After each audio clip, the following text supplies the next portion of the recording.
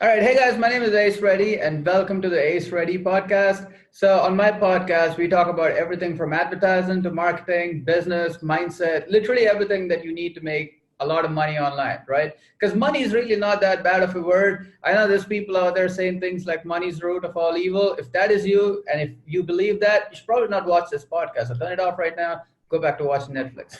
Uh, you should probably not watch this podcast. Now, I have a special guest here, and his name is Eddie Smith. I've known him through a friend of mine called Sean. So Sean and I did some stuff together. A great friend of mine. He's bought some of my stuff too. But he likes my content. So we wanted to jump on and talk to you guys about advertising in these uncertain times because there's a lot of panic in the world right now with the coronavirus. Everyone's at home, people getting laid off, lots of controversies behind some of these big gurus firing people and stuff like that, which we really won't get into.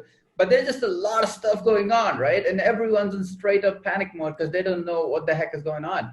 And however, there's a select group of people making a lot of money during this panic, during this whole epidemic that's going on.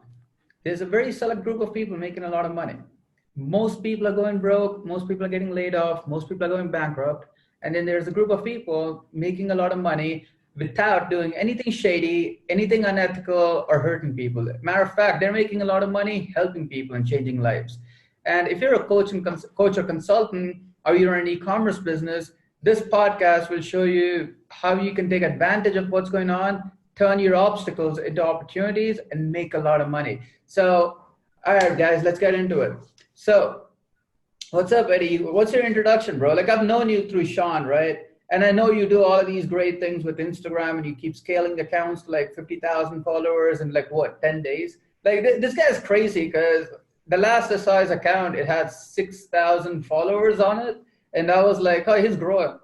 3 days later, or maybe 4 days later, I jump on his account again, and now it has 15,000 or something followers. And I'm like, how is this even happening? Like, I may be wrong with the numbers, but there was a huge spike, and I didn't know what the heck he was doing. Turns out he's got his own secret strategies, and that's why I wanted him on the podcast. So welcome to the podcast, bro. Thanks, brother. Yeah, actually, I've been scaling a lot of accounts, like you said. I've been growing Instagram accounts since 2015, 2016.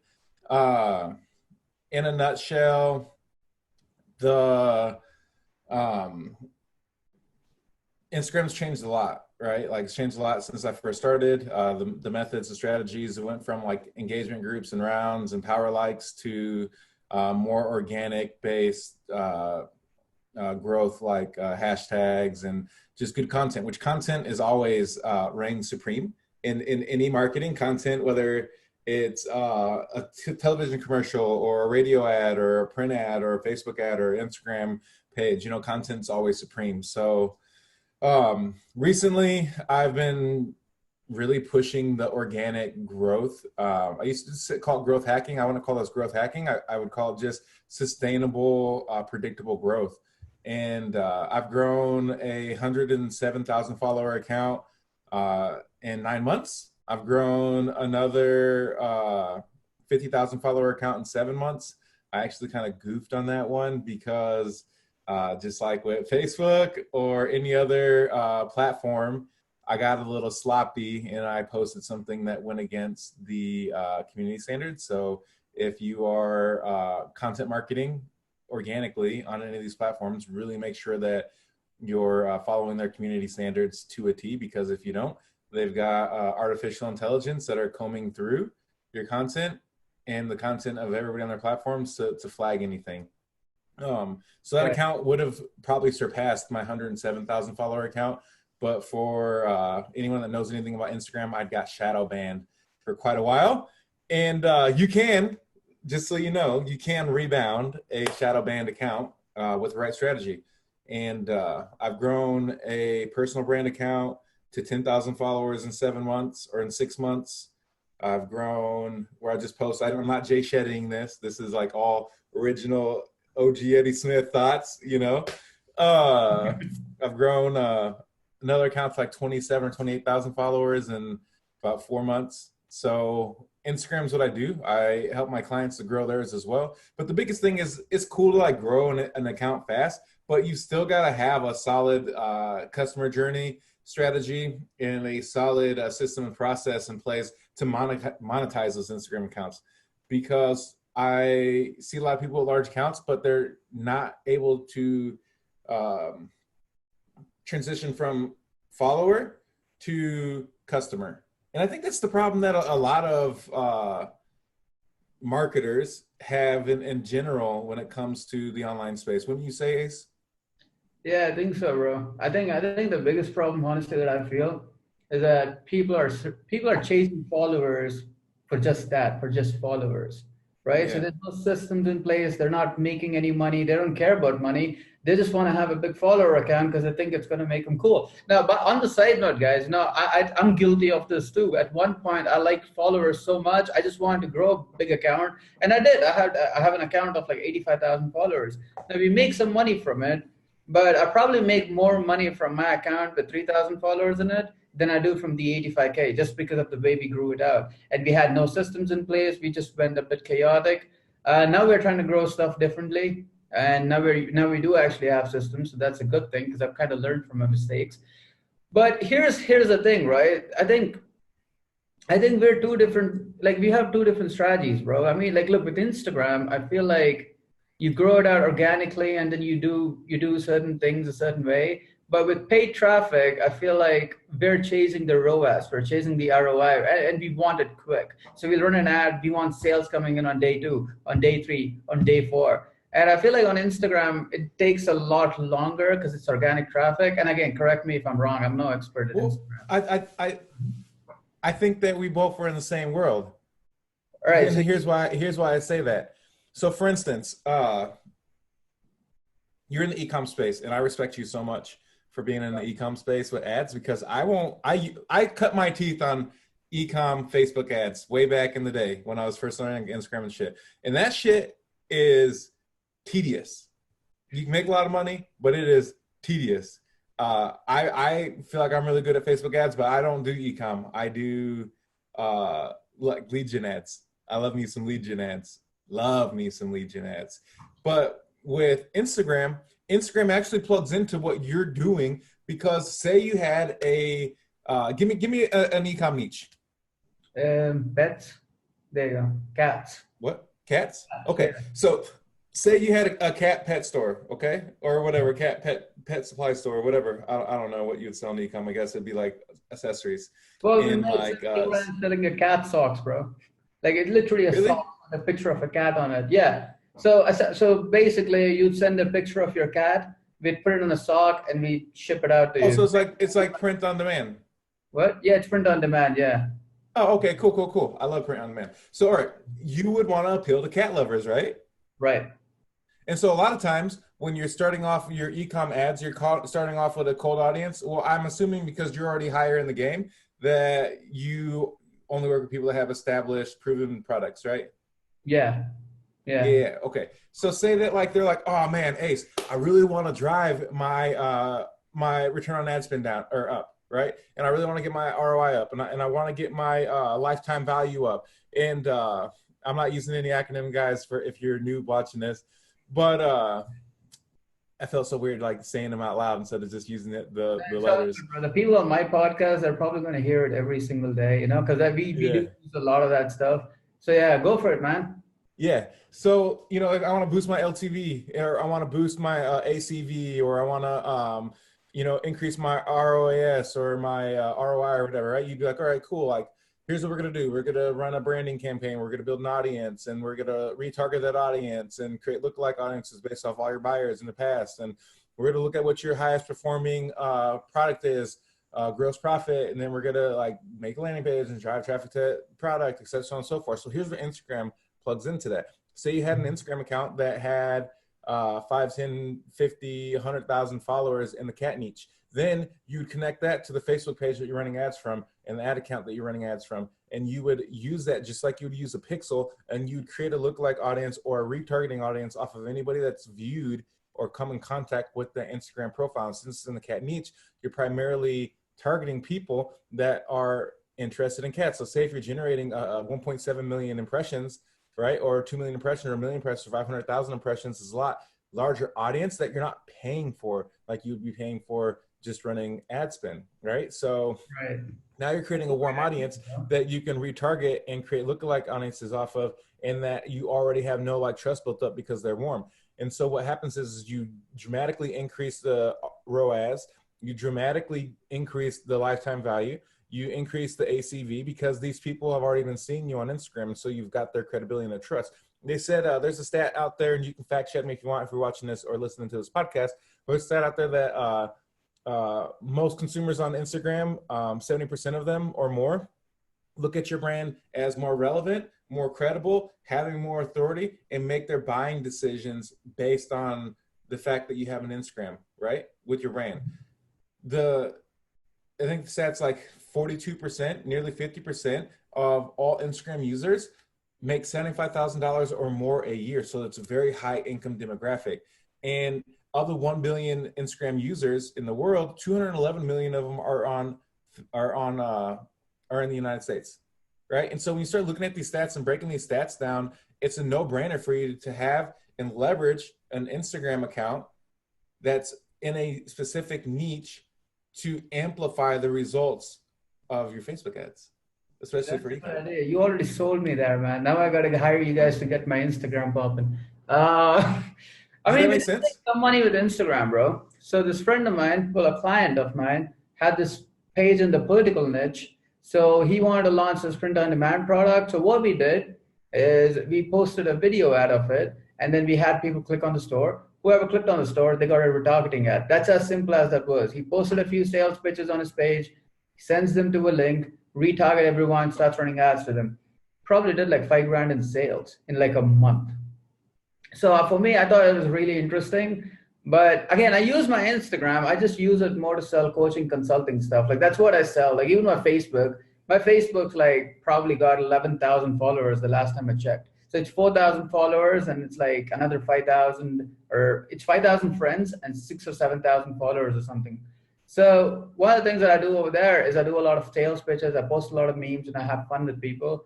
And we're just pushing it to the coaching consulting stuff. Like I don't ever run any e-commerce on it because it's just, for me, it's just not very trackable. But when you put it like that, I think it makes a lot more sense because now I can get an Instagram page up to 10,000 followers and then use that page to start building out lookalike audiences.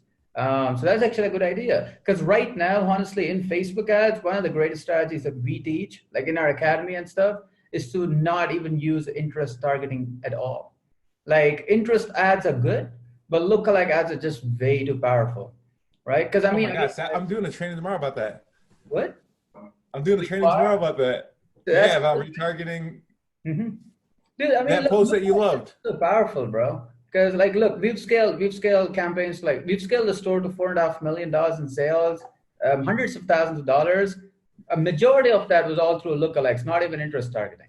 So when you start making money, obviously, you guys got to start building out the pixels and start firing them hard and like building out these lookalikes and running ads only to them because they're so powerful. Like one lookalike audience with a good seed, by the way. And that's another advanced term, so I don't know if the audience is going to understand that. But seed is what you build a lookalike of. So if you post a list of your customers and then you build a lookalike audience of it, the list of customers that you actually post is referred to as a seed. So that's so for instance, to expand on what Ace is saying, like say that you work with I do lead gen ads. So like say you work with like real estate agents and you had a list of 1,000 real estate agents in the United States. And then you imported that into Facebook as a custom audience because you have to create a custom audience before you create a lookalike audience. And you uploaded those 1,000 agents into your custom audiences. And then you created a lookalike audience, I'd say 1%, just to keep your lookalike audience really tight and right because it's going to find people that are just like it. You would have so much more success. I actually did this for my previous agency. We uploaded a list just like this. And for our niche, and I was getting $10 to $15 agency leads. Dang. You know, like what Ace is saying, he's speaking the truth. This man is the real deal. So what kind of agency leads were these? Like you were selling them on agency services, or were you selling them on an Yeah, agency course? Dude, that's automated lead gen. $1 a lead. If you had one sale for every 100 leads, you'd probably pay like $1,500 to get $3,000 in business at least, right? That's pretty dope. Even in the worst Oh case, yeah. yeah, Like that's the thing I always hang my hat on is getting high return on ad spend mhm, because ROI is cool, profit's cool, but it's even cooler when you can say that you have like 80x ROAS, like return on ad spend. right. Um, in some like in the real estate niche right now, I've got ads running and I'm getting them $10 to $20 leads, seller leads. I think let me check. I got the ad app on my phone. Um, right now, one of my clients is getting 1678 per lead. I'm sure we'll get another lead today. We've only spent they've I got them 4 leads on $67 ad spend. All right, what kind of system are you using? Give them the scoop, bro. What are you using? Like, I are you getting a lead? Is it a lead ad, or are you running it to a landing page? What's the ad like? It depends. Sometimes I run lead ads, but these recently I've just been fucking with lead form ads because here's the thing, right? People like speed and they like convenience, right? And what you have to realize is that people will spend more money on something that is more convenient and easily accessible than something that has a bunch of different steps. And so if you're sending something to a landing page, they got to read the landing page, probably got a video sales letter, they got to watch the fucking video sales letter, they're getting lost in the minutia, right? And so you're losing a lot of these conversions because it's just so long. If you have a shit builder or tuning plugins or whatever, or a platform or your server slow, then if it takes too long to load, you're losing leads in between load time. I mean, there's just too many steps. You probably got to double opt in. They got to give you their email address, and then they get what they want, and it's like hocus pocus, right? And you lose a lot of people, but they still do work well. I run both, like I said, lead form ads and straight to landing page ads. Yeah, But with these lead form ads, the convenience and the speed is so easy. And so what you do is you pre-qualify them within your lead format. So you are going to lose some of those leads in there. So I've got like 2 qualifying questions on this lead format that I'm talking about right now for this real estate agent getting seller leads. But literally, they don't have to type shit. It's just a button. Push this button, push that button. And it gives my client an idea of where they're at. My client has an automation set up. So every time they get a lead, it pumps it into their CRM and it sends them a text message. And then it starts their automation process. So they got the back end already set up as well. But literally, if all you have to do is push 2 buttons to qualify yourself, and then do your name, number, phone number, or name, number, email, it's a no-brainer. You're answering like 5 questions. You're done. I did it myself when I was showing them in like 15 seconds. right.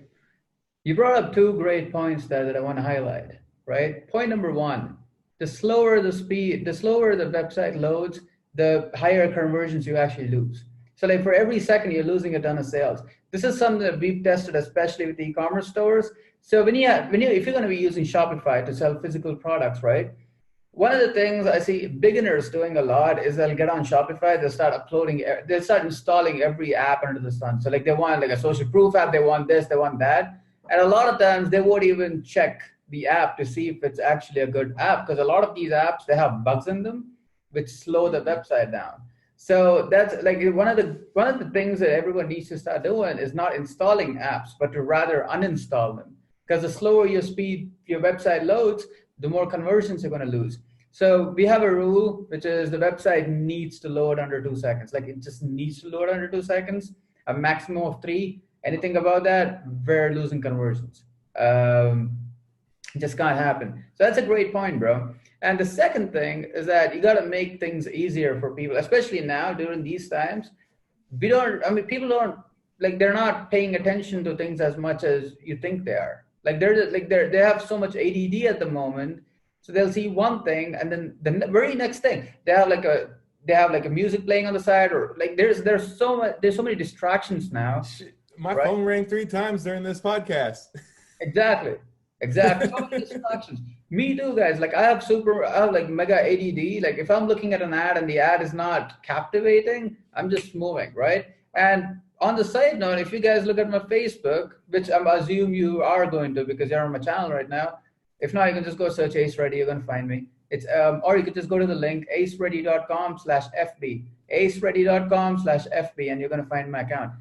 I post a lot of memes, right? Like I'm known for my memes. One of the reasons I post memes is because nobody wants to fucking read a long ass post, right? I mean, if it's valuable, sure. Do they want to read long as fuck posts from you all the time? Absolutely not, right? I jumped on Twitter recently, bro. Like you can't post more than 180 characters or something on Twitter. Ooh, So that's a like, good copywriting exercise. yeah, dude, like you got to keep the copy straight. You got to get to the point directly, right? I jumped on, I think 2 weeks ago. So I started writing stuff on there. The first, I think 2 or 3 days, no one was reacting anything. 2 days ago, I posted something. I had 1,000 likes on it. 1,000 likes, man. Everyone, like the guys that have been doing Twitter for like years, they're like reaching out to me and asking me what I did right over there. I'm like, well, it's just copywriting. Are There's you no using hashtags? what? Are you using hashtags? No, no, no, zero hashtags. I mean, I do Oh, have. dude, all right. You just inspired me. I'm gonna install Twitter after this interview. Yeah, dude. I mean, I'm just saying, man, like good content is good content. So if you write something good, right, it's just gonna be shared. And when it gets shared, it goes viral, right? So that's what I'm trying to say is that like you gotta keep it short, you gotta keep it quick, you gotta keep it fast. And whatever system's gonna promote it is going to win. No doubt. Memes promoted. You know why? Because it takes you 2 seconds to look at a meme, probably even a second and get it. Right? Well, plus So it really brings your audience in. Like, the type exactly. of memes that you post, If you have the a people that point to hit them identify with, with those. just hit them with the point. They see a meme and Yeah. then they're like, oh, this makes sense. Keep scrolling down. But yeah, what were you saying, bro? I was just saying that like the way that you posted memes, like it really brings in like the people, like it's so intimate. Mm-hmm. It's so intimate. I'm sure that there's so many times where you have people reach out to you through private, like, Ace, I love your memes. I wish I had the balls or I had the confidence to post them, but I just don't think like I feel like I'd ruin my business, and they don't realize how powerful it is for your business. Exactly. I was talking to Vito about it. I don't know if you know Vito. Vito Glazers is like this huge PR guy, so super huge, works with the biggest guys in the industry. So I was talking to him about it. He's got so many political connections, bro. Like he hangs out with a bunch of political guys and Dennis Rodman, all these top celebrity guys. And like we were talking about memes, right? Because he really likes my memes. I like his memes. So we were talking about memes. And by the way, he would not even have known me if it wasn't for the memes. Like we didn't connect based on e-commerce. We connected because we both have a good taste in memes. So we were talking about it, and we were talking about the impact that memes have on the current environment in the world. And that's what he said too. He's like, all of us, like I'm communicating with all these politicians using memes. Like that's their primary form of communication. If you look at Twitter, there's a lot of fucking memes over there too. Look at Facebook, there's so many memes. And everyone is like, okay, well, everyone's stuck in the whole idea of memes are unprofessional. I can't use it for my business. I don't know, guys. I mean, I would really start to reconsider what you're thinking. I mean, look, if you're selling to a business, if it's a business to business kind of deal, then it makes sense because sometimes you don't want it to be very casual, right? You're selling to consumers. If you're a coach or consultant, you really need to start looking for memes, and you need to learn the art of conveying your message quicker. That's the key. So take the message that you want to convey it quicker. Just like Eddie did. He got the lead campaigns in. You just got to fill out a form, and that's it. You don't have to go to a landing page, wait for that to load, put your name and email in there, watch a 30-minute sales letter. So it's just easy, right? And the easy things, they're always going to win, especially now because everyone's home. Everyone's taking care of their fucking kids, and everyone's watching Netflix on the side. You just gotta hammer the right strategy in place to really get these guys to buy from you. And Yeah, yeah. I just looked up the definition of unprofessional: below or contrary to the standards expected in a particular profession, right? Mhm. Some people are getting hung up on like being unprofessional or being professional, but when you think about it, right, what is a professional? It means that they're good at what they do. Right. Professional athletes, professional musicians, professional comedians. They're good at what they do. And so my dad used to always tell me, son, they used to talk about football, but it was a greater life lesson I've lived with my entire life. He said, son, become so damn good at what you do that it doesn't matter if they like you or don't like you. It doesn't matter if they agree with you or don't agree with you. They have to work with you if they want to work with the best. Mm. And you've positioned yourself as like one of the best e-com Facebook ads experts, and people know that. And so what might be unprofessional for somebody that isn't a professional, right? Because they don't have that kind of credibility, wouldn't be unprofessional for you because you've built that platform based on quality and authority.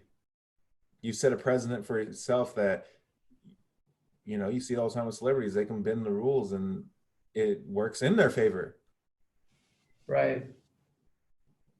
And another thing that's very important is I did not follow any conventional wisdom. I think that's one of the reasons why I sort of built a huge brand like that, because no one else was doing anything that I was doing, right? Because everyone, dude, like if I go back to like 2018 when I really started making a name for myself in the e-com niche, and I go ask anybody, because I've been in this industry forever, right? I've been known for Facebook ads since 2014.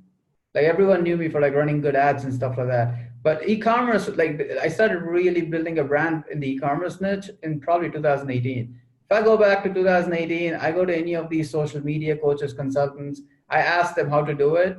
Guess what they're going to tell me, bro? Upload a new profile picture, upload a cover picture with a pitch on it, start posting videos of yourself, post 3 pages of content every single day, and just lots and lots of stuff that I never fucking did. I didn't do any of it. Like my profile picture up until recently was this old picture. I didn't even have any hair in that picture. I was bald in that picture. And it's just so much disinformation in the industry, and it's just weird. But at the same time, it gives an opportunity because a guy like me, I got into the market. No one else was doing what I was doing, and the only guys that were doing it were also the guys that were winning. Right? You look at any of the other top experts, like real big experts.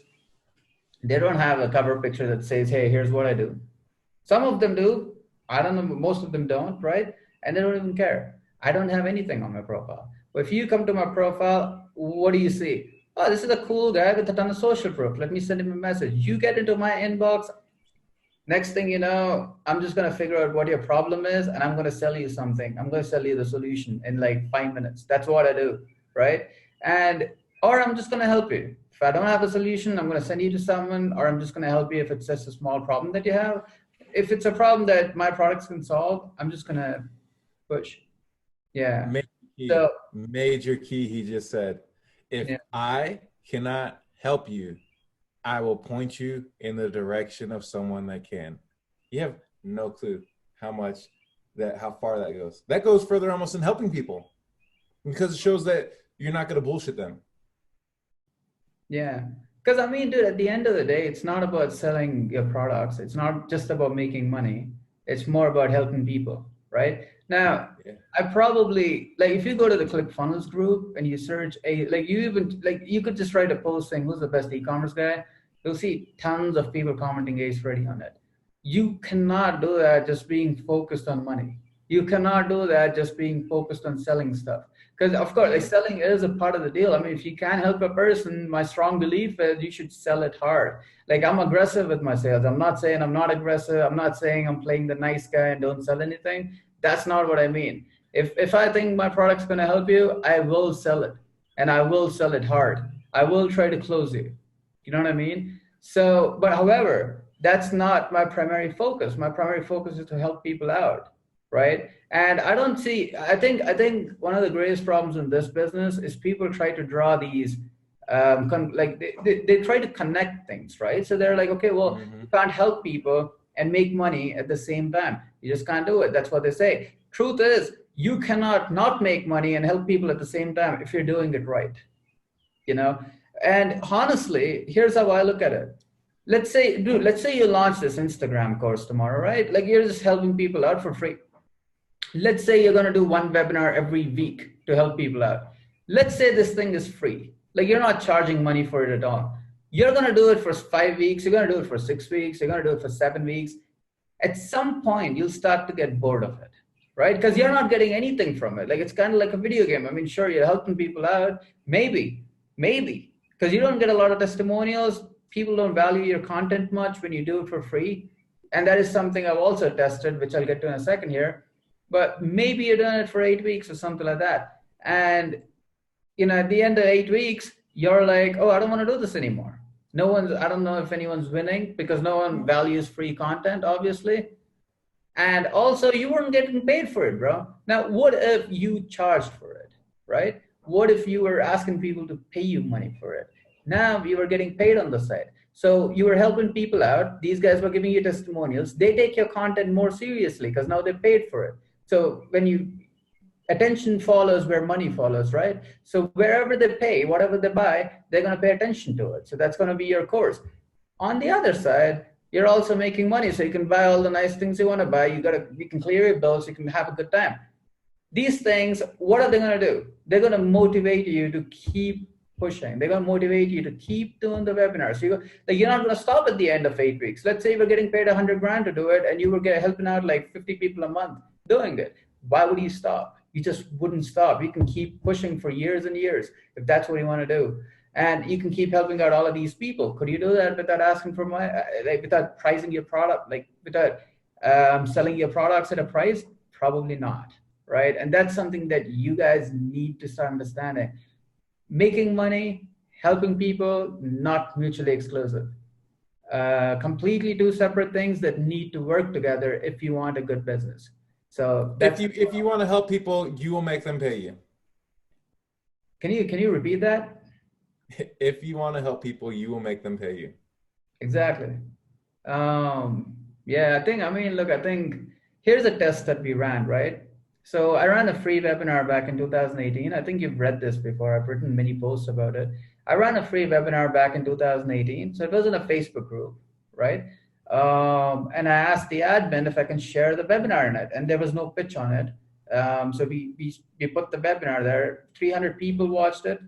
I got 3 messages from people saying they made money with it. Just 3 out of 300 people, which I thought was a pretty okay percentage. I mean, that's better than nothing, right? Then I started running a paid webinar. So what I did is I took the same exact webinar. I added a few more slides to it, probably 15 minutes more content to it. So yeah, I remember this. I sold it for $97, right? The first round. And you said you were going to raise the price the next time too. I remember your copy. You were like, yeah, you want to get this now because the next time I'm doubling it to $297. And everybody that I have like a troll for like, well, yeah, my bad. Yeah. No, yeah, I mean, we went from 97. That's a good point. We went from 97 to 197 to 297 because I don't play fake scarcity at all. I was like, guys, I'm doubling the price. You said, yeah, you said that in your copy. Yeah. Next week, they saw the price just doubled. I had so many messages from people. Oh, bro, I want to buy it at 97. I'm like, sorry, you can't. It's 197. Here's the link. But that's another thing. I don't do fake scarcity at all. 0. So okay, here's the funny thing, right? So we sold 30 people on round 1, bro. 30 people. I had 5 testimonials from it. It was a Facebook ads webinar. I had 5 testimonials from it. One of the guys that gave me a testimonial is a guy called Brent Shepard. Last year, Brent Shepard did 1.2 million in sales using the exact same Facebook ad system that he learned in the $97 webinar. Would he have learned it? Would he have implemented it if it was free? I don't think so. 100. Pay attention. Yeah. So you guys got to really start pricing for your stuff. You got to charge for your products, and you got to help people out. They're not mutually exclusive. You got to go both ways. But yeah, man, that's Here's all. One way that I give free content. I used to do it on my page, and like Ace said, had a lot of people view. Still had people give me testimonials, but like it wasn't like what it needed to be. Then I started doing it inside of my free community, and I started pitching hard every single time. Product placement is so important. So I'd be like, I just did one on Instagram inside of how to start a social media marketing agency or Instagram marketing agency because I had hit 100K. I was like, oh, I'm doing 100K. I'm going to like do my like best, like how you can use Instagram to fucking change your life because you need a new job, right? And I'd be like through the training, I'd be like, yeah, you know what? And I go this so much deeper in my mastermind social leverage. And if you want to join the mastermind to go deeper into this, you can join in the links pinned in the comments. And I'd go on, and then like every like 5 to 10 minutes, but again, this is actually covered in my mastermind social leverage. And then, you know, like just sliding it in there because people want to know that you like are confident enough to like charge for what you do. They want you to charge. You can, if you like don't charge or you charge too little, you almost like lose credibility. That's 100% true, bro. Because I mean, look, the way that we're raised to pay for stuff, right? And You are yeah, gonna, like, for example, if I bring you a Louis Vuitton bag, right, and I bring you some bag from a bag that's like free or whatever from someplace, what are you gonna take? The Louis Vuitton bag, right? Because that's what's expensive. So the more yeah, expensive something is, I think the more value that it is. And whatever's free, people don't really care about it. So if you want, even if you have the solution to cancer, right? Which is like if you had the solution to cancer, like if you could cure it, if you are going to ask people to try it out for free, they probably won't. You know, but if you have a price on it, they probably will. And now it is there's kind of your job to sell it. Now, speaking of which, right? Here's another question for you. So one of the greatest things I see in this business, since you brought up pitching, everyone's so scared to pitch. Like everyone wants the clients to come to them. Everyone wants the clients to send them money. No one wants to ask for it. What do you think about that? I think that's cognitive dissonance, right? Like they're just ignoring the obvious, even though it's right there in front of their face. And it's because I think there's so much shame from the people that were in that are in our lives that it's just become a dirty word. But that's also why like the elite, the 1%, like control everything because they don't give no fucks at all. Like it's all part of the game. Like they want people to like they want people to like experience that. Um I want to touch on what you were just saying because Jack Ma, he has a really good quote about what you were saying about the money thing. And I'm trying to find it right now. But it's about like when you give somebody something for free, a poor person something for free, they're like, oh, like why what's the catch? Why are Right. you like giving me this for free even though you're trying to help them? And then if you make them pay too much, they're like, oh, like you're trying to rip me off. And I want to find like the exact quote, but what it boils down to is that perception is reality. Right. Speaking And you of got that, to create the perception of your consumer. right. You've got to. Bro, have you ever read the book 48 Laws of Power? Have you ever read it? The Robert Greene book? Twice. Twice. You remember that story about Victor Lustig? He sold the Yeah. Eiffel Tower. You remember Yeah. that? So, Multiple times. yeah, Multiple exactly. times. Exactly. And So nobody ever went to the police. yeah. So guys, this guy, right? His name is Victor Lustig. He's a con artist. So he goes and tries to sell the Eiffel Tower. So he has a convincing pitch. He walks people through the Eiffel Tower. He's got this fake badge or whatever. Like he's got it all sketched out, right? Anyway, the point is, at the end of it, he sells this guy, and the guy walks over to Lustig's hotel room with the money, right? And the guy is now skeptical because he's like, is this really true? Is this real? Is this guy legit? Or am I just being scammed? Obviously, these are real concerns, right?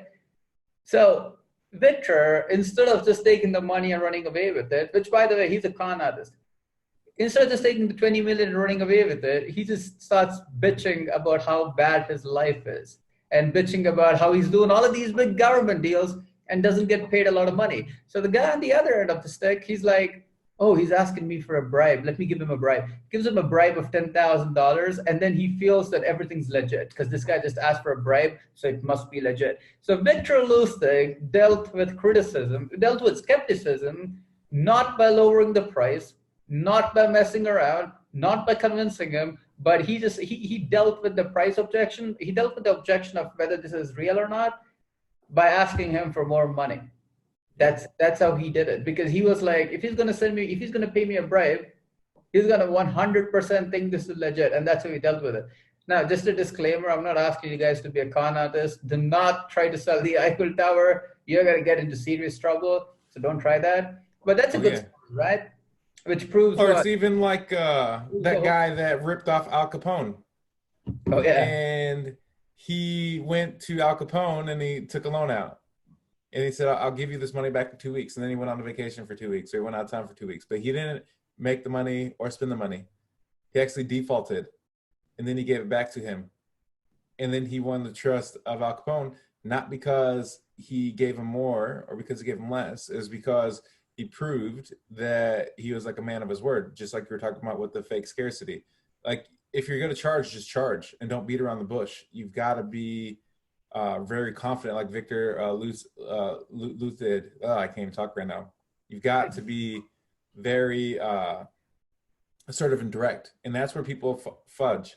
Here's what Jack Ma said about it. The worst people to serve are the poor people. Give them free. They think it's a trap. Tell them it's a small investment. They'll say they can't earn much. And Right. You've got to price yourself to where there is no skepticism. Mm-hmm. You've got to. You know, funny story. I had a membership I did last year at the beginning of the year. And the beginning of last year. And it was like $33 per month. Okay. And I got it up to like $1,000 recurring. And then people dropped off, which is expected. I think the average membership drop off is after like 90 days. You'll lose like 50% of your subscriptions. And but I had like $500 recurring that people weren't doing. They weren't showing up to the calls. They weren't complaining. Well, they were just paying. And I think it was because $33 is such a small sum that they didn't even think about it. But I just canceled all of their subscriptions, canceled the program, because not charging for your services what you deserve, it just waters down your brand. Right. Definitely. Another thing that I have to sort of point out on is that, okay, so guys, here's another thing that you guys need to remember, right? People trust the honest guy. This is how it is. So if you're out there, you're playing games, you're putting up smoke and mirrors, you're trying to act like this guy that doesn't sell, the more you go into the sales pitch, it doesn't matter how much they love you, they're going to start hating you because they feel like there's something off there. They're like, okay, well, he put up this image of not being a sales guy. Why is he selling me now, right? And this is why you need to start being unapologetic about being yourself in the market. Just go take what you fucking want. You don't have to, like, look, again, if someone hates the fact that you pitch a lot, they get to leave the group because they're never going to buy from you anyway, right? So My cousin hated on me the other day. What? She was like, yeah, my cousin hated on me. I haven't seen this woman probably since I was like 10 years old. Maybe 10 to 15 years old. And she's like, oh, like, can you not post so much about your business? And I was like, what? She's like, oh, can you not, like, I follow you to see updates about your life, or some of us follow you to see updates about your life and your daughter. I said, you see these lights? You see this food? You see this phone, this internet connection? I pay for that because I post on my business. Like, right. You're gonna have to take your ass somewhere else with that noise, because this is what I do. You know, you're gonna have people like that. She didn't unfriend me. Matter of fact, she disagreed with something I said today because she owns a restaurant, and I was saying that you pivot or die. You know, pivot or die. And you've just got to, like I said, become unapologetically yourself, because people will respect that. Even people that don't agree with my views, I'm so surprised I don't get blocked or unfriended more. They say that they don't because they respect that I am unapologetic in what I believe. And I know Ace is the same. That's why Ace has been saying some wild shit on Twitter, and people are eating it up because it's true. And they respect that. And his brand is going up. Yeah, and that's what I gotta say too, guys. I mean, why would you apologize for being yourself? And why would you apologize for anything, really? I mean, be yourself, and if people hate it, they get to go, right? Now, that I don't mean to do stupid shit. Like, don't go around hating on people or stuff like that. Like, that's not yourself. You're just trying to be a pretender. What do they call Anyone those that's a trolls? hater is being a pretender. That's not him. And you can't be that hateful on the inside. At least I don't believe you can. But a funny story, right? So I jumped on Twitter and I was being this desperate guy on Twitter for like, I think a week or so. So I just go around and I keep scrolling through and I see this guy with like 30,000 followers. You ever heard of the WordPress theme called Thesis? It's like, it used to be really big back in 2014. It used to be really big and famous. So the guy that owns the Thesis theme, his name is Pearson. So he's on Twitter, right? Posting a bunch of stuff all the time. And I jumped at the comments and I commented on it saying, bro, like I would love to have you on my podcast. Like I want to message you, but I can't message you until you follow me. So it would be great if you follow me. I had another friend of mine message me from the side and she's like, hey, you don't understand Twitter. You don't understand the way Twitter works. You cannot do that. You just look like you're begging here. I'm like, how was that begging? Like I had an intention. I asked him what the heck is going on. How is that even begging? She's like, no, you can't do that on Twitter. You just look needy. Fun fact, 30 minutes later, guess who follows me? The same exact guy. 5 minutes later, we're in the convo and we're like, he's like, yeah, bro, let's do this interview. Yesterday, right? I was trying to blow up this post and I was at 930 likes or something. And then it just started stagnating. So I messaged this guy. And again, guys, one of the things I got to tell you guys about me and what you should also be is be very unapologetic about everything you do and learn to ask for everything. Ask a lot, give a lot. Help a lot of people, also ask for a lot of stuff in the process. There's nothing wrong with it. You know, and a lot of people, they don't get the stuff that they want in life just because they don't ask for it. That's simply why. I messaged Have this you guy. read The Power of Positive Thinking? I tried to read it. I read one chapter in it. He says, be bold and mighty forces will come to your aid. Basil King said that. And that's what you're doing. Finish your story. But you're being bold. Yeah, dude. I'm a maniac, bro. I've always been a maniac. You know, I think it kind of shows. I think that's why Twitter's blowing up too. I think they kind of like that whole maniac sort of style on it. But anyway, so I messaged this guy and I'm like, bro, can you retweet this? Because this thing is dying and I wanted to hit 1,000 likes because that'd be fun, right? Like the first 2 weeks on Twitter, hit a post with 1,000 likes. The guy just retweets it and he's like, such a nice post, read it. If I didn't ask for it, it probably wouldn't have happened. You know what I mean? And if I didn't ask him to follow me, he probably wouldn't have followed me. So sometimes you just got to do that. And again, as Sun Tzu says in the Art of Bar, you can't be scared of making mistakes in public. Shit happens. Who cares? Because people are going to forget it. The only person that's not going to forget it is probably you. But people don't remember shit. You make a mistake today, tomorrow you go back, they don't even remember. Bro, I've tested so many offers on Facebook that I never launched. Because that was my strategy. Like, so if I wanted to launch a virtual summit, I'd write a post saying, okay, guys, I'm trying to do this virtual summit. Here's the plan. Here's the price. If I have 4 sales and that's it, I refund the money. I don't even run the summit, right? And most people can't do that because they're like, oh, I just promised to run a virtual summit. I should run it now. Like, oh my God, like, no, dude, like, you know, just learn to move quickly. Just learn to get things done and do not fear to be ashamed in public because of something that you do. Again, don't do stupid stuff. Be smart with your things, right? Because if I went up to this guy and I was like, hey, just follow me, that wouldn't have worked. I had an intention. I had a plan, right? I was like, hey, I want to get you on a podcast. That's why you need to follow me. Works. That's what you guys got to start doing. Add value to the other person. Tell them what to do.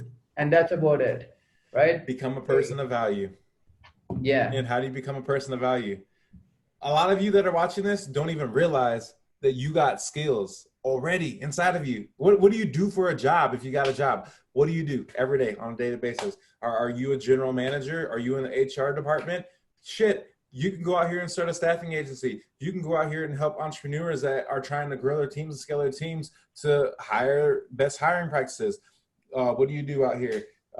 You run a bunch of Excel reports and sheets for your business. Shit, you can go to e-commerce stores and do their bookkeeping, or you can go and you can help people create Excel sheets that have all the cells perfectly, formulated and bullshit. Like, think about the skills that you already have that you think are just everyday, like bam, bam, bam, bam, bam.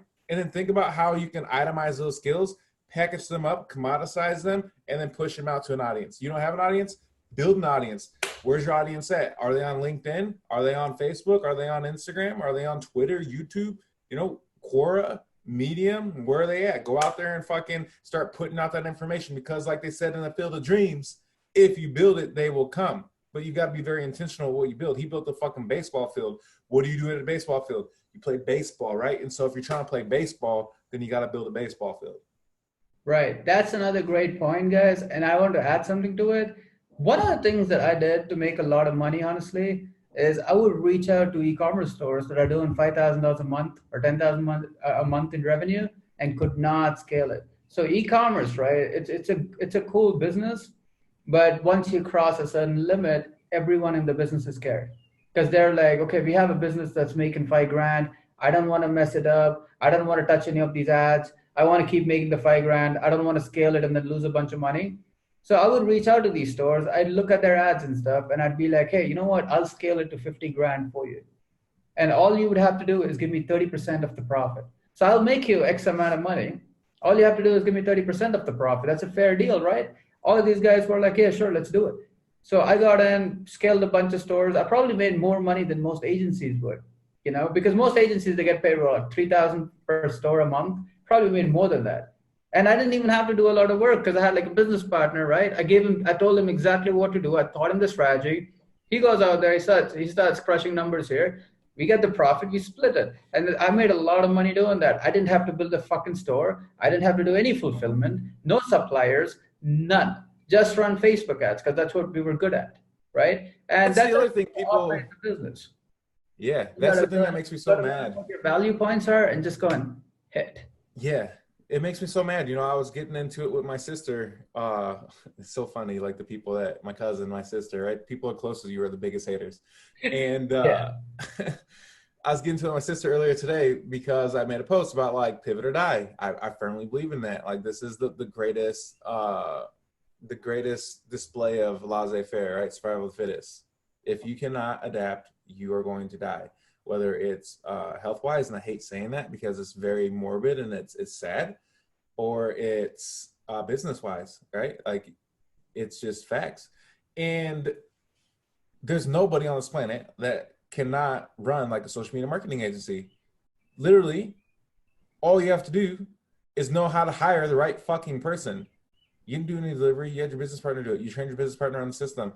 You fucking created a system so that you could scale. You had the knowledge, right? But if you don't have any knowledge at all, right, you could go hire somebody that does, pay them what their fee is, and make sure that you get your profit on top of that. And you're literally just a middleman, a facilitator.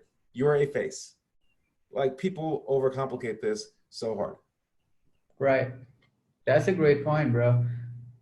I don't understand what it is between marketers and overcomplication, because I feel like I don't even think it's just marketing. I think it's business in general. I think people overthink it a lot more. They think it's harder than it is, and they're trying to get all of these things done. But especially now, like when I talk to social media agency owners, the one thing they start saying is, "Oh, I got to post all of these posts on Instagram. I got to do all these posts on Facebook. I got to do all of these things." Now, for me, the funniest thing about this is they keep making these posts, but it goes to the same fucking audience. And it makes no sense to me because for me, look, the way that I look at it is you got your content, right? Which could be great content, but you also need to have distribution channels. So you got to reach more people. You got to reach new people. You can't just keep posting the same content to you guys, right? Because look, my tweet, for example, right? If I got a new account and I posted it, it probably wouldn't have taken off at all. The only reason it took off is because these two big accounts shared it, and all of a sudden everyone's like liking the post. How do I know the two accounts? That's because I networked with them, right? And now they were being distribution channels. So like, for example, if you're selling coaching consulting stuff, your distribution channel could be ClickFunnels group, the ClickFunnels group. Go on there, start posting value in there, because now people are seeing you, right? You're meeting strangers. Keep posting the same fucking value in your groups or on your profile, and that's it. There is no distribution. You're just trying to hit that same audience again. It's so true. It's not going to work. You just got to have some more distribution channels, use paid ads for it. And distribution is everything. Like that's more important than the content itself. Because even if you do have a great piece of content, no one's going to see it until you distribute it. So, everybody grab a pen and paper. Yeah. Grab a pen and paper. All right. Start shooting great content. Make sure it goes viral. Make sure everyone sees it. Make sure new people see it, not just the same people. Make sure that everyone fucking sees your name, because that's the most important part, guys, honestly. Yeah. And yeah, You got to think about it like a pyramid, right? All right. And you've got these three things that you need to capitalize on: audience amplification, content distribution, and social proof, right? If right. you can nail these three things, then you will have revenue growth. It's really fucking simple. It's Yeah, really simple. exactly, bro. Like right now, Ace and I are leveraging each other's audiences because Ace is going to take this podcast and he's going to put it onto his audience. And then I'm going to take this podcast and I'm going to put it to my audience. And then we're going to talk about each other. And now we're cross pollinating because my audience already trusts me. So they're automatically going to trust Ace. And Ace's audience already trusts him. So they're automatically going to trust me. And since we're giving a lot of value, we're building social proof, which is going to amplify our audience. Exactly. Voila. This is the prime example of a distribution channel, right? Because I'm meeting strangers, he's meeting strangers. It's perfect, right? And that's what you guys need to start doing in your businesses too. I don't care what you guys are doing. You could be any consultant, whatever, dietary supplements, anything. That's what you need to start doing. Get good content, start distributing the content as hard as you can to as many new people as you can. Over time, something happens where you start to understand exactly what content your market's buying, right? So you get really good at understanding what the market wants. And after that, honestly, it's just going to be an endless ride for you. Like you're going to do a post on any group, it is going to blow up. A majority of a group posts start blowing up because everyone loves them. That's because you have enough market knowledge at that point. So until you get there, guys, start writing value, but start posting it in every group. If you're a fitness coach, write value, post it in every fitness group. If you're an inner marketing coach, do the same. Get some value out there, start posting it everywhere, and watch how everyone starts following you, friend requesting you. That's key right there, right? The distribution channels. That's how. I mean, honestly, it took me about 30 days to build up the whole Ace Ready brand in the ClickFunnels group, bro. The way that I did, You did a value post every day for 30 exactly. days. I remember you saying it. I follow what Ace Reddy says. Everything he's saying, I can verify because I remember him doing these things. Right. And I have to bring up probably the most important point that I kind of overlooked here. I didn't speak about it. I don't know why. Is social proof. And thanks for bringing that up. That is one of the most important things, right? Because one of the things I do in the beginning, which I don't think any coach does today, because he's too fucking ashamed of doing it. Again, go like I'm just a maverick, guys. I'm not ashamed of doing shit. Like I'll do like as long as it's ethical, as long as it has a good purpose to it, I'll do it. Like I don't care about me looking weird. I don't care about me looking whatever. So one of the things that I would do is every time a guy would send me a message saying he was making money with my stuff, I would share it in as many places I could share it. So I just go to my group and I just post a thing saying, oh, X clients made $2,000 using my stuff. This guy made $2,000 using my stuff. And then I'd ask him to share it everywhere. So he shared on his wall, right? Next thing you know, there's all these people wondering how I'm getting all of these guys' results. And it doesn't even matter how big the results are, which I think is another place where a lot of people get really, really problematic on, because they're like, oh, my client only made $10. Who cares about $10? No, $10 to a guy that's making no money is still a good fee, right? Yeah. Doesn't matter, dude. You could have a client that just made $1. If you find the right angle on it, you can turn it and you can position it as social proof, and that demonstrates authority. Because over time, when you start stacking these numbers, everyone's wondering what the fuck you're teaching, because there's so many of these guys getting testimonials and stuff. So after that, like I'd ask these guys to recommend me everywhere. I'm like, okay, guys, look, you like my stuff, you made money with my stuff, go get me more clients to help. That was my pitch. And these guys were like, oh, what can we do for you, bro? You want a video testimonial? I'm like, yeah, I mean, whatever group you see, if anyone asks for e-commerce stuff, put my name in there. And they were like, yeah, sure, we'll do it. I didn't even pay these guys, bro. I didn't like there were so many people saying things like, oh, I'm paying these guys to go in and like recommend me and stuff. One of the, I think the best thing I ever did was I had a lot of people saying that I was paying these guys for recommends, because there were a lot of fucking recommends. Whenever someone accused me of that, I'd go in there and start posting screenshots of that client paying me instead. So I'm like, I didn't pay him. He paid me to buy my stuff. He liked my stuff. So that's why he's promoting it. And I think that's what you guys need to start doing is like take every success story that you have, start distributing it, start putting it Oh out there, yeah. let everyone know about it. Give it as much publicity as you can. Watch how everyone starts to trust you. Watch how you become an authority in the marketplace Yeah. pretty quickly. Because that's I how the think law people works. I Mhm. think people have gotten so I think I've exhausted my audience on my testimonials because I'm always like, oh, like how can I help you? It is like honestly a 30 to 60-second video testimonial of looking as normal as fuck if I gave you value. What do you want me to say? I don't know. How did I help you? Start there, you Exactly. know?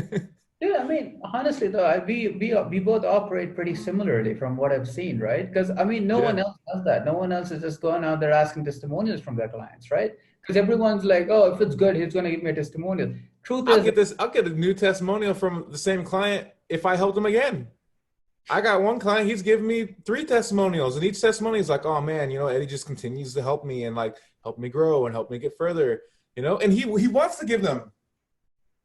I right? posted 3 times because you're still helping. Here's something about testimonials if you're afraid to do this, all right? You need to build into your processes the ability to get testimonials. So easy way to do this is before you have them do anything, you have them do a poll. Where are you at? How comfortable are you? What are you? And then you track those results. And then immediately after they do your thing, have them take another poll. And if it shows an increase or a positive result, all you have to do is screenshot the before and the after. You don't even have to do their name. You can block out their names. And now you've got empirical data that shows that you helped them. That's dope. I like the simpler way, bro. I just message people. I'm like, hey, I'm Ace. You bought my stuff. What do you think of it? Sometimes they're like, no, it sucks. And I think another thing that I do sometimes is that when they tell me it sucks, sometimes I'll try to help them a lot. I'm like, okay, well, what sucked about it? What did you hate Yeah. about it? Right? And Yep. they tell me that they hate something, so I'll shoot them an extra video. If they hated it completely, I'd just give them a refund. I'm like, have fun, bro. But the majority of them tell me something like, oh, it was great. I loved it. Funny thing, there's people out there that are making money with your stuff, but they will never tell you that they are. It's fucking weird because they think their results are too small to tell you. Because they're like, oh, Yeah. he's got all these clients making millions. I just made $200. Why would I have to tell him? But that's a great point too. Like now, I should probably start doing polls. But me personally, the way that I've done it till now is I'll just send them a message saying, "How's things? Do you like the program?" They tell me they like the program. Then I'm like, "Well, fuck, go hit me with a testimonial here," and they do it. And that's as simple as it was for me. Um, but yeah, dude. I mean, I think this podcast was pretty fun. Lots of value. Hopefully, your audience got a bunch of value as well. Yeah, I Um, think that it was good. We covered a lot of topics, but as random as it might have been for us, it all kind of flowed together in the customer journey, from like starting out to like scaling. Because once you start getting into that social proof where we just ended off, you're scaling, right? Because you've already gotten results. Now you're positioning yourself as an expert so you can raise those rates, get more volume, and ultimately, we just gave you like a simple playbook to start a business and then just go from like service to info products, like all in one, and in then one make interview. millions. I have a last question though, right? Because I think a lot of people are wondering this right now. What if you had no students? What if you had no success stories? How would you handle that? How would you get testimonials Dude, from people if you had nothing? Like I if you're did just that. starting out. I did that. Yeah. I did that back 2017. I was crushing it on Instagram, but I was doing it like anonymously because I was so self-conscious. I had a job. I was selling billboards, going door-to-door businesses, cold messaging people on LinkedIn, cold calling people, cold emailing people. I had a fucking corporate job, put a suit and a tie on every day, and I went and I sold billboards for iHeartMedia, Clear Channel. I was crushing it on Instagram. I was doing some drop shipping at the time, selling like workout supplements. I'd like buy them from one distributor and then sell them on eBay. And I had like a 3,000 follower fitness account. You don't need a lot of followers to make fucking money. But anyways, neither here nor there. I didn't have any audience. Like nobody knew who the fuck I was. I was just some dude. I was still like a regular ass guy. I still am a regular ass guy, but this time I was super like not in the online space. I was super anonymous. So I was like, fuck it. I hated Instagram. I hated Facebook. I was that guy that deleted my social medias for like months, years at a time before I started venturing out onto this path.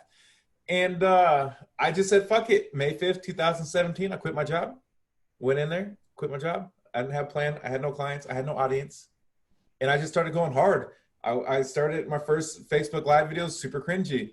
And then, like Ace was saying, I found something one day. I remember I hit the top of the Explore feed on Instagram, and I had gotten a lot of viewers on my Facebook. And it was just me. I hadn't slept for 56 hours. I was washing a bottle. I used to like do like normal everyday shit. I had coffee talk with the hustle junkie and live nightly with the hustle junkie. And I'd go live every day, twice a day. And it was super consistent. I think I did it for like over 100 days straight. But I literally just started to identify after that. I was like, yeah, like I was like, there's no excuses. I haven't slept in 3 days, fucking washing a bottle, feeding my daughter. Like, what's your fucking excuse? I remember it so vividly. And everybody loved it. And I was like, what? What?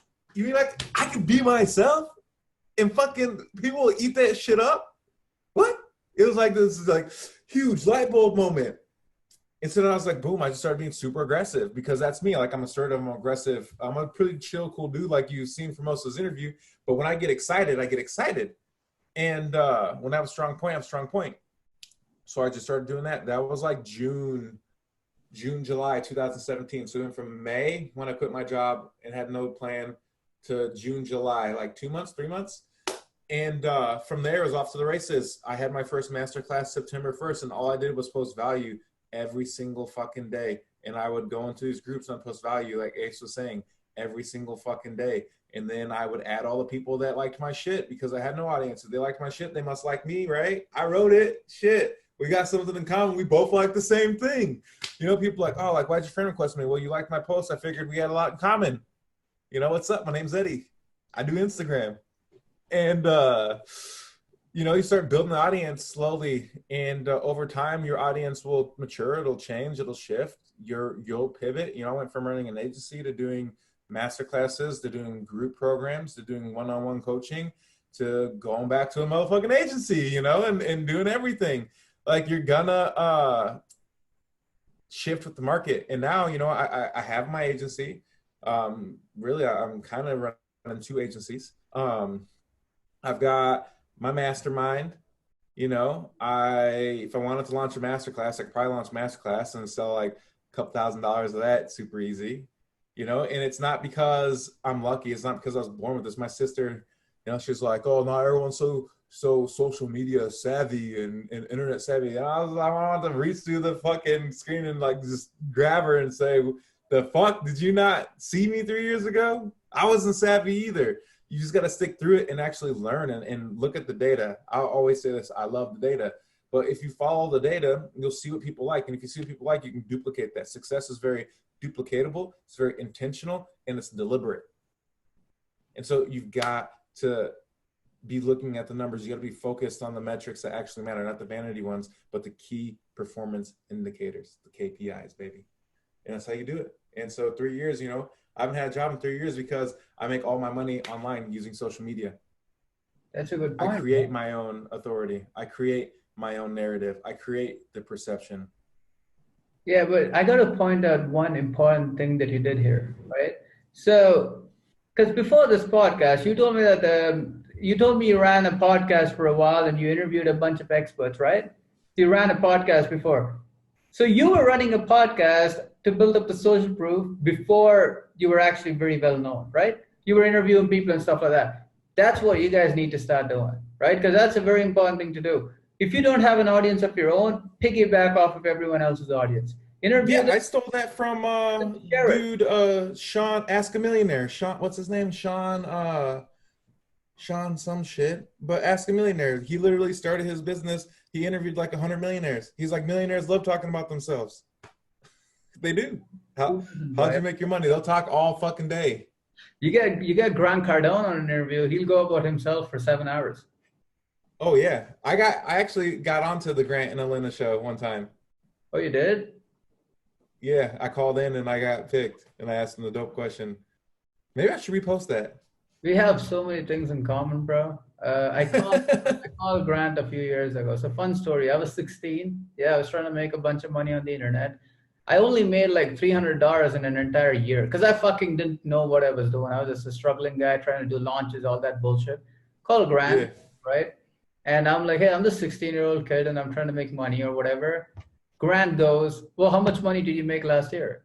And I didn't want to answer that question because I mean, what do I tell him? Like, oh, I made $300, bro. Grant was like, how much money did you make last year from the internet stuff? And I'm like, I don't know, not enough. That's what I said. Because some dude on the show before, he said not enough. So I said the same, I'm not enough. Grant is like, no, you know the number. Give me the number. Fucking tough. I gave him the number, right? And I'm like, yeah, I made X amount of money last year, and whatever. And the guy, he didn't laugh at me, but then he started making hints. Said, okay, well, he's making 300. Tell him he can make 50 grand. He'll not believe it. And some of you guys are making 50 grand. You can't get to 100 grand. You can't get to a million, whatever. So he starts talking, right? 90 days later, I hit my first 100 grand in a month. So it only took me 90 days to go from there to there because I think something happened on that call that I don't understand still. Because I think when I called, I felt so weird about my thing, and I saw all these guys making a lot more money than me that I just got to work, and then I just kept pushing and crushing, and like the next thing you know, I just made $100,000 doing a bunch of stuff. And Yeah. I feel that when I called, my girlfriend at the time, she's like, oh, like start making 20K recurring revenue, you know? And I was like, oh yeah? She's like, yeah, or 100K in sales. 20K recurring revenue or 100K in sales. And so I asked Grant, I said, how would you do this? And Grant's like, fucking spend as much money as you have to the first 3 weeks of the month. And then the final week, it'll all pay off. He said, don't worry about how. He said, just go hard the first 3 weeks. And the final week, it'll fucking happen. And like you said, something just clicked. And I realized that what holds us all back is our own limiting beliefs that it can't be done. exactly, We're completely. so stuck in like the reality that we're living. We're not looking at the potential and the opportunity, which is what we've been talking about this whole fucking show. How to thrive in uncertain times. You just got to believe that it's going to work out no matter what. Just gotta keep your faith, guys. So with that said, this has been a fun show, bro. Thanks for being on. Where can people find you? Go over to my Instagram at OG Eddie Smith and message me the word case study. It's 2 words, case studies, CASE space STUDI or SUTSTUDY case study. And I'll shoot you a free Instagram case study. It's a PDF. It's like a 85-page PDF, as well as a half an hour training where I'm going over the content in the PDF, completely all automated. So you don't have to worry about if I'm going to respond back or not. If you can follow directions, messaging OG Eddie Smith on Instagram, the words case study, you'll get the case study video and PDF training. It'll give you Kajabi login, whatever portal. It's all free, all automated. Love it. And then if you want to book a call with me, you can even book a call with me in that flow. So Man's come with the full pitch. He came with the full pitch, ready for it, ready to fuck. Usually I'm on these podcasts, right? And everyone's asking me where they can find me and stuff. And I'm like, yeah, you can look me up. My name is Ace Reddy. I'm pretty well known. And they're like, no, not to my audience. I'm like, next time I gotta come with the pitch. Every time I leave a podcast, I would be like, next time I gotta come with the pitch. Next time I gotta come with the pitch. I never have a pitch, and I really have to come up with a pitch now. I really do. So yeah, I mean, guys, follow him. It's OG Eddie Smith. And you can look me up at aceready.com/Facebook. I don't know, man. I have to really figure out a pitch. I'm too lazy to do it. I'm a lazy fucking guy. So if you're a lazy person too and you like posting memes, you like looking at memes and laughing at them, follow me. aceready.com. You're gonna have a lot of fucking fun. I guarantee that. So that's it. I think the show's going on for like what, 2 hours, bro? Dang. It was fun. I think there was a lot of value for both our audiences. So I think we're pretty good to end it now. all right, cool. One love, y'all. Don't be lazy. Don't be a fuckhead.